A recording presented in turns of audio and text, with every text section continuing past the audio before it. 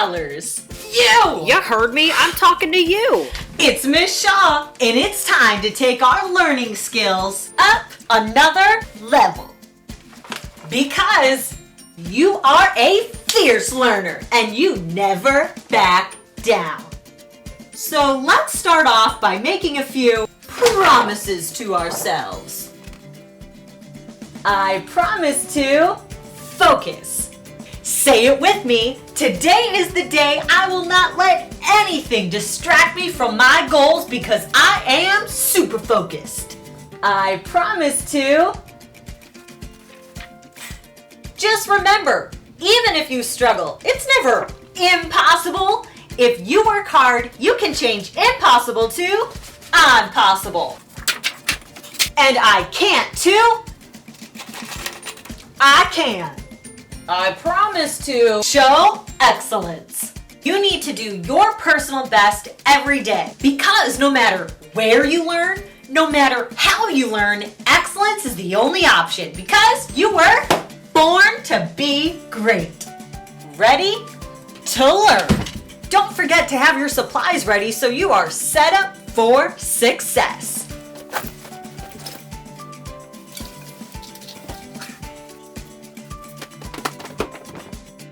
Show courage. Never be afraid to try new things, even if they are hard. And don't be afraid to fail or make mistakes because mistakes help us grow. We only fail if we quit. And quitting is not an option. You heard me. Last but not least, show effort. Promise yourself that you're gonna give it your all. Let's go!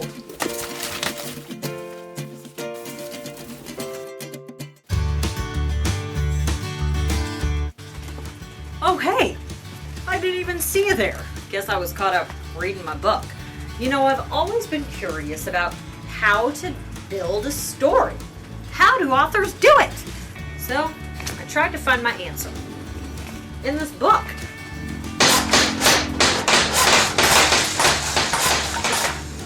Do you hear that? It's like construction or something. Just trying to have a conversation with you about how to build a story, and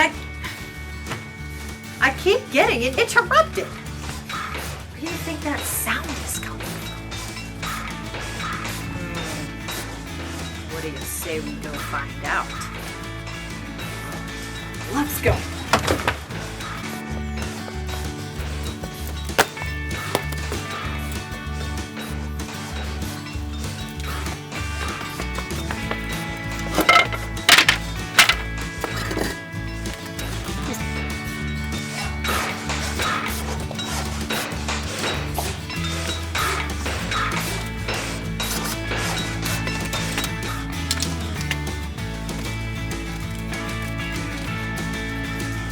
Looks like our learning adventure is taking us to a construction site.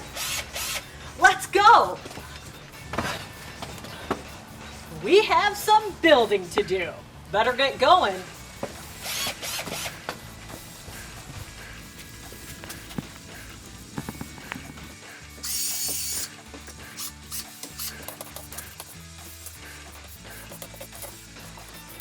Welcome, construction workers! I don't know about you, but I'm ready to get building. But first, let's check out our blueprint. A blueprint is a guide for making something. It's a design or pattern that can be followed. Today, we're going to work together to understand the overall structure of a story. Awesome! But what is a structure? There are a lot of things that have structures. For example, a house. Now, do you know what holds up a building like this? Oh, I hear ya.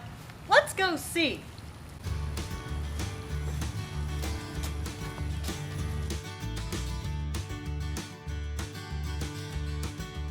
Now, the roof definitely doesn't just hang there by itself.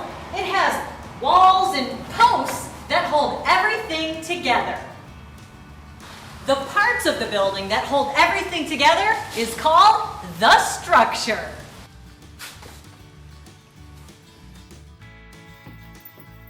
The stories that we read have structures too. Just like the walls of a building hold up the roof, the beginning, middle, and end make up the whole story structure. Now, I don't know about you, but I'm ready to read a story. It's a big one. Well, this is a problem. There's nothing inside. What? That's because there's different parts of the story that make up the overall structure. Looks like we need to write our own story. Are you ready to help? Let's get started. First, we'll think about the beginning of the story. That is the part of the story that introduces us to characters, which is who is in the story. The setting, which is where and when the story takes place. And sometimes the beginning of the story tells about a problem or a challenge the character will face in the story. Next, the middle of the story shows the action a character takes to try to solve the problem. And sometimes the problem gets bigger in this part of the story because the actions don't always work. Finally, the end of the story tells how the problem is solved or is worked out, and sometimes the character learns a lesson. All right, construction workers, now we need to fill our story. We need our characters, setting, and a problem in the beginning of our story. Then we need our character to try to solve the problem in the story. But then the problem has to get bigger. We need to tell how our character solved the problem. And the best part, our character learns a lesson. Now, what is our story going to be? Oh, I got it. Let's go. It was a warm Saturday afternoon in September when Sally ran outside. It was a day she had been waiting for. She had just gotten a new bike for her birthday. She was ready to put on her safety gear and start riding. That was until she walked up and saw just how tall it was. Oh no, can I do this? This looks way too scary. There's only 2 wheels. What if I fall and hurt myself? She thought. Wow, what a great beginning. We start off with a character named Sally. During the month of September, she goes outside. Then, once she sees her bike, she's faced with the problem. She's afraid she's gonna fall off her bike. Wow, I wonder what's gonna happen next. Sally took a deep breath and remembered what her teacher at school always told her. Do not let fear overcome your goals. Always do your best and never give up.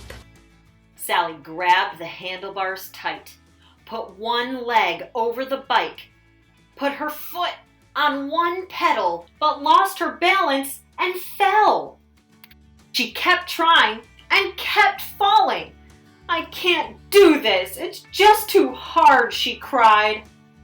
Oh no, the middle of the story is getting intense. What action does Sally take to try and solve the problem? Sally takes a deep breath and remembers her teacher's words to never give up. How does Sally's problem get bigger? She keeps trying, but keeps falling. Wow, I wonder how this story's gonna end. As Sally was sitting on the ground, she remembered her teacher's words again. Do not let fear overcome your goals. Always do your best and never give up. This time, she wiped the tears off her face climbed on the bike and said, "I can do this." She put her foot on the pedal and started to move forward. This time, making it a little further. "I'm doing it! I'm riding a bike! I'm so glad I didn't give up," exclaimed Sally. Wow, I love a good ending! Now, how did Sally solve the problem of being afraid of the bike? She wiped the tears off her face, climbed back on the bike, and said, "I can do this." Now, what lesson do you think Sally learned? Yes, never give up. Oh, sorry. Didn't even see you there. Caught up in my book again. What a great story. Even though it was hard for Sally when she first started to ride the bike, she did not give up and accomplished her goals. Remember, all great stories need to have a strong structure with a beginning that has the characters, setting, and a problem. The middle, which shows the action the character takes to try to solve the problem, and sometimes the problem gets bigger. And the end, which tells you how the character solved the problem and the lesson the character learned. I don't know about you, but I'm ready to start building another story. Until next time!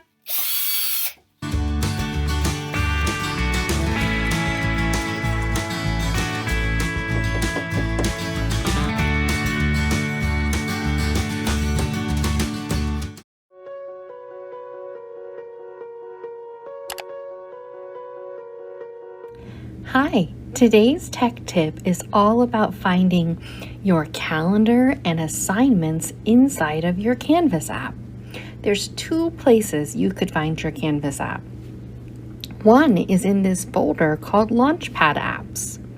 That's where it will have this white button with a red circle that says Student. The other place is at the bottom of your screen if you've opened it before. Let's open up Canvas and see if we can find our calendar. Do you see it? It's at the bottom of your screen and it says Canvas Calendar.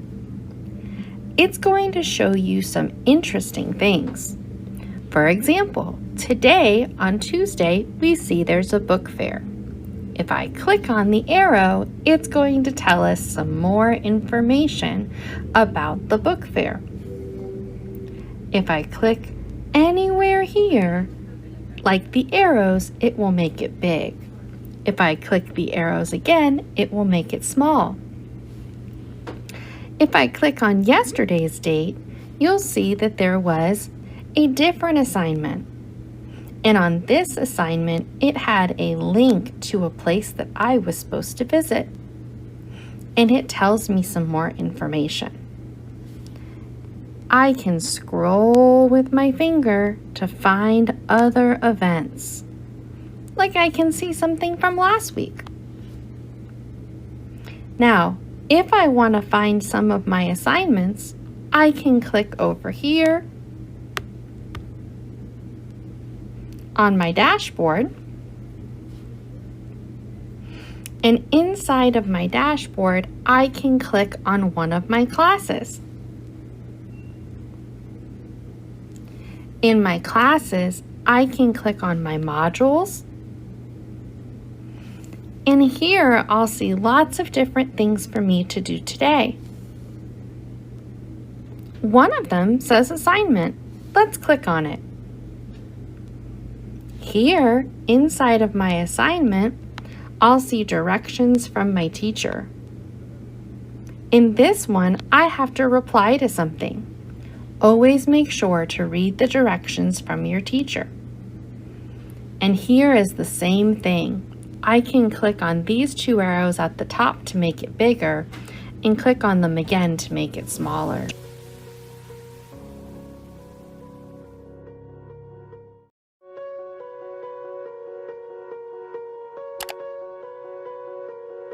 Hi everyone, we're back to show you another tool within Canvas that can help you plan out your day while you're engaging in distance learning. So the first thing you'll do is open Google Chrome and then click Sign In on Launchpad. From there, you'll select the Canvas icon. When Canvas opens, it'll open up to your dashboard with all of your courses on it. You'll notice that there's a whole bunch of items listed in the to-do list to the right that can share with you some of the things that are due and what their due dates are. But you might need to plan your day and get some of that stuff done in advance. Hop on over and click on the Canvas calendar icon. By default, it'll show you the month view with all of the items that are due on the due date your teacher has assigned. Over to the right, you can select which items you want to see in terms of the calendar and which items you don't. If you click on your name, it'll show your own personal calendar. If you click on the item or the button called Agenda at the top, it will show you just what you need to do for that specific day.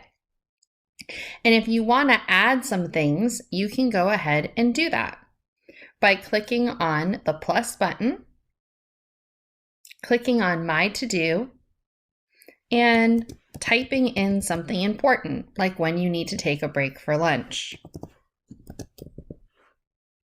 Then click Submit. You'll see that this pipe pops right up where I want it.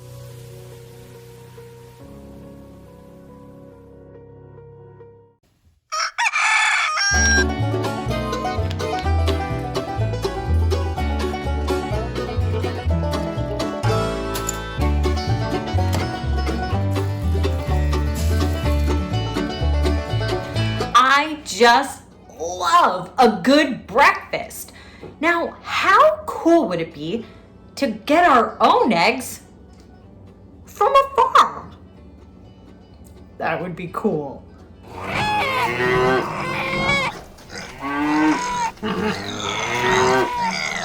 Is it just me, or are you hearing cows and chickens?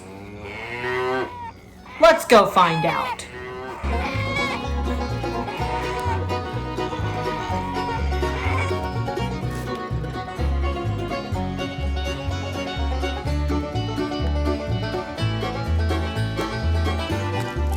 Where do you think our learning adventure is going to take us today? Looks like our learning adventure is taking us on a farm. How cool!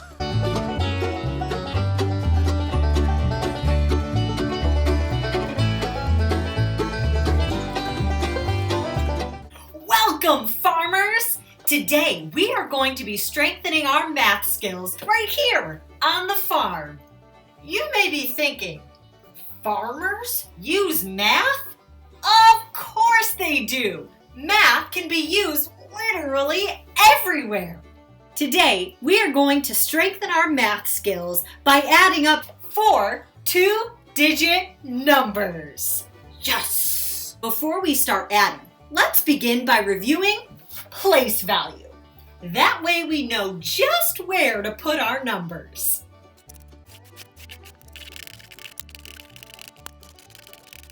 Today, we are going to focus on our ones, tens, and hundreds place.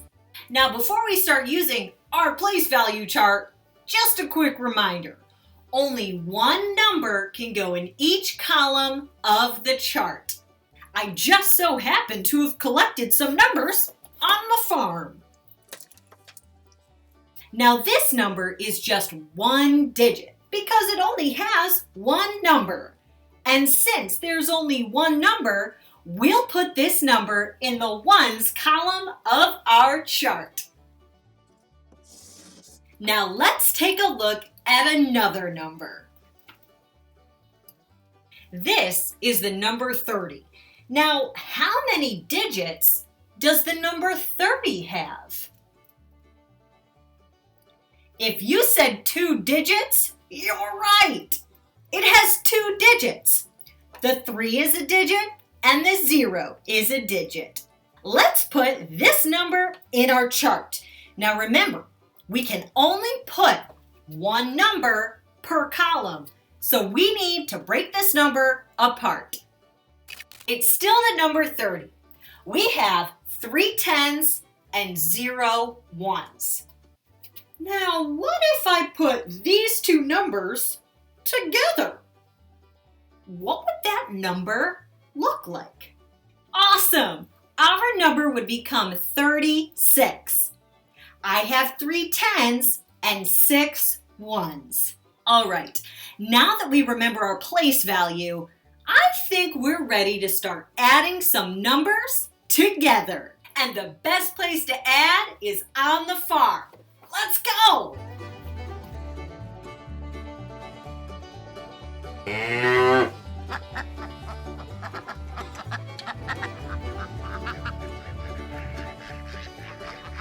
Well, it's that time of day. It's time to feed all of my feathered friends. Now, do you want to know what I feed my feathered friends?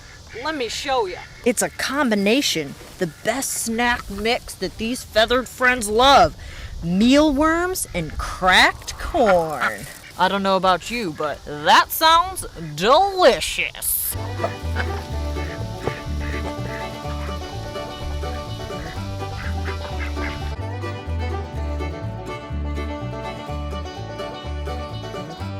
Those are some hungry feathered friends.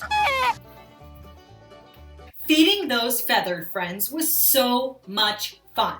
In fact, I fed 36 chickens and 42 ducks.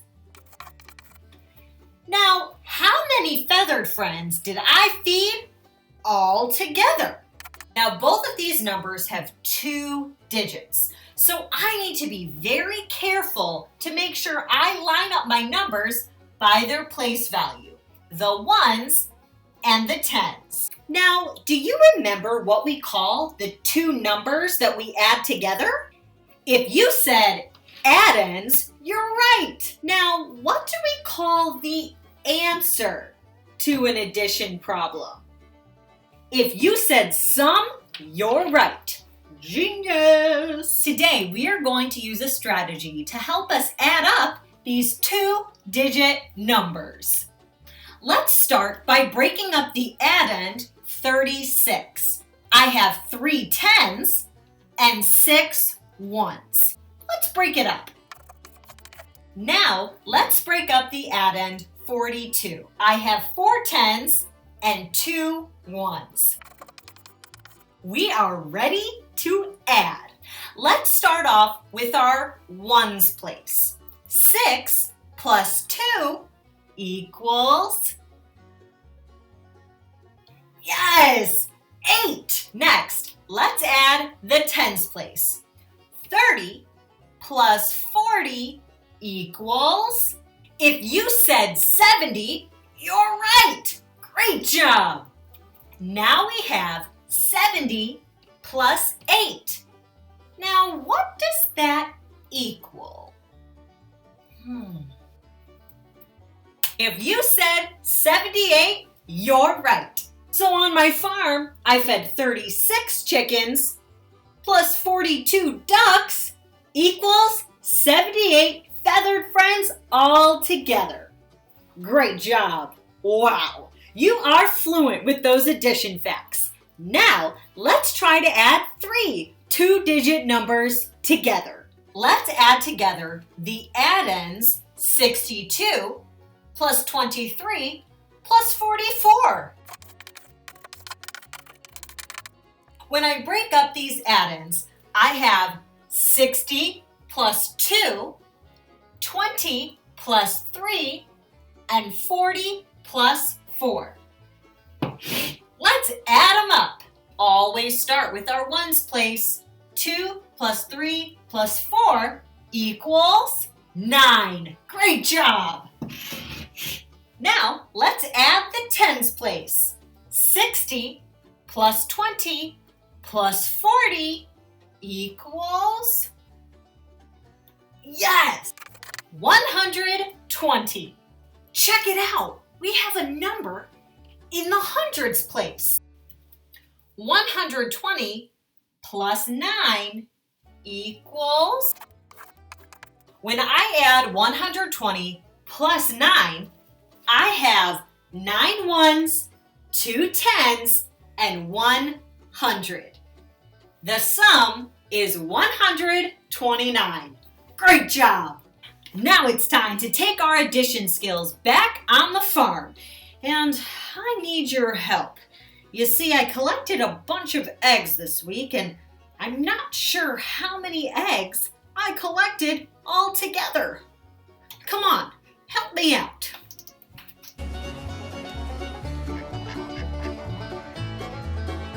All right, it's time to get some eggs. Check it out. Straight from the chicken. On Monday, I collected 48 eggs. Tuesday, 22. Wednesday, 36. And Thursday, 51. How many eggs did I collect all together? When I add up all of my add-ins, I get the sum of 157 total eggs. How cute is this chicken? Am I right? Until next time. Is that horse following me? I know. I love math too.